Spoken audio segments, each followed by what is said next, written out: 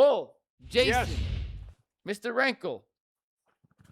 Who is the most important Guardians player from now till the end of the season?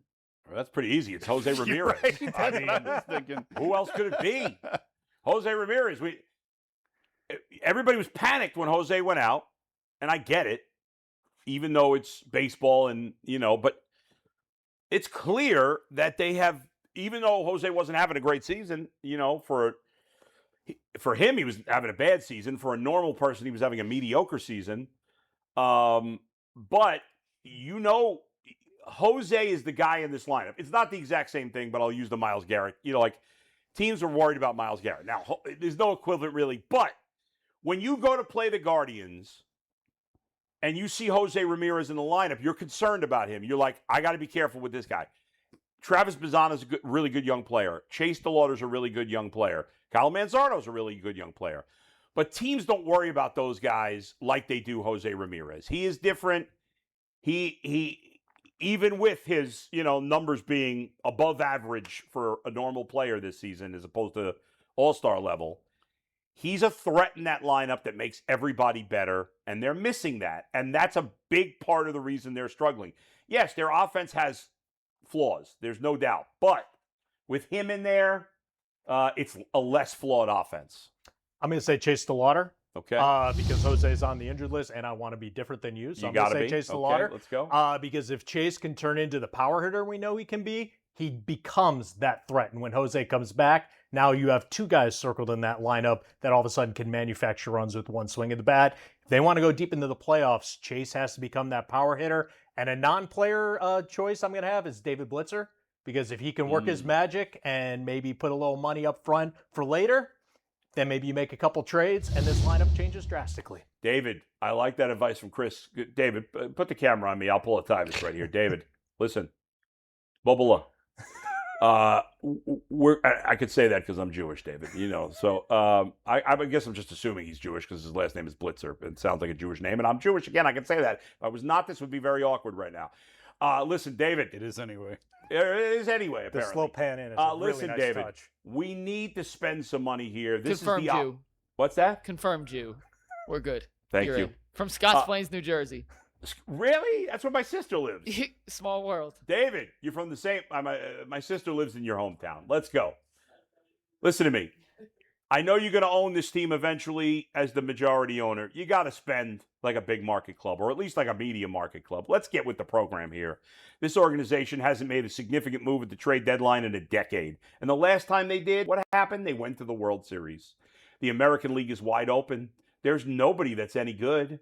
Yeah, the Rays have a really good record. They're not that good. The Yankees have a pretty good record.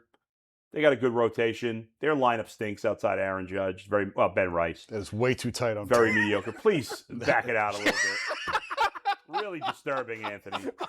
Really disturbing. That's beautiful. That's beautiful. No, continue. Spend the money. We need. I want to start. I want to get greedy, David. And you have the ability to take care of business for us here. Get a starting pitcher. Get a relief pitcher. Get 2 hitters. Go crazy, David. You will be the talk of the town if the Guardians have a huge offseason. We'll give no credit to the Dolans at all. It'll be all you, David, and I will lead the charge. Take Chris's advice. Here? You think the minority owner is just going to open his checkbook and... Why not? He did for the Jose Ramírez deal. That's not how it works. He should just buy he's taking over the team soon. He did for the Jose Ramírez deal. That's a lot of the stuff is backladen, so he's the one paying it. That's when... Could the Guardians get Francisco Lindor back? I know my guys Nick and Jonathan were talking about that. They'd have to eat. The Mets would have to eat the majority of the contract. I don't think it's realistic. That's just not realistic. That the Mets wouldn't eat the. No, why would they?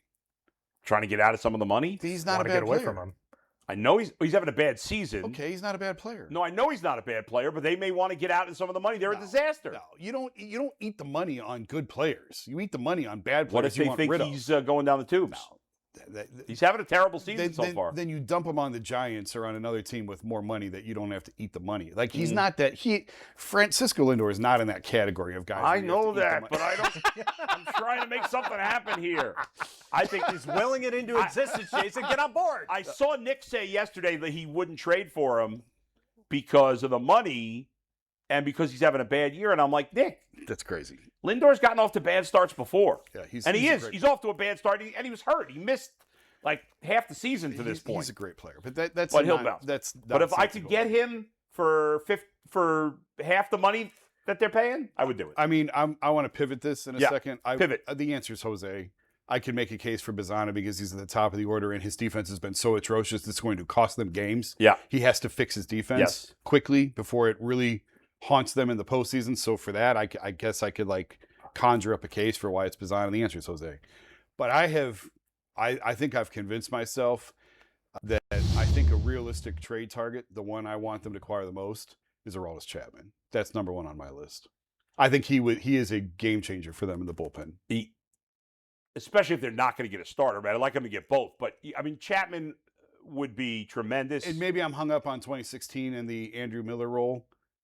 But that's how exactly. And you had mentioned yesterday off the air as we were coming back. Yeah. You'd like to see them make him the closer. I don't think they would ever do that because Cade is your long-term future. You're not going to screw with your closer like that. Well, but the only reason I would say do it that way is there's two reasons. One, I think Cade Smith's one of the most selfless players, and I think he'd be okay with that for a year because he wasn't expecting to be the closer anyway with Class A here. You know, he was this year. Well, yeah, going into this year. Also, he's younger. I don't know if at this point in his career, I mean, Chapman's got to be how old is Chapman? He's got to be 38. 37, 38, yeah. He's on the Red Sox, right? Yeah, Red Sox. Aroldis Chapman.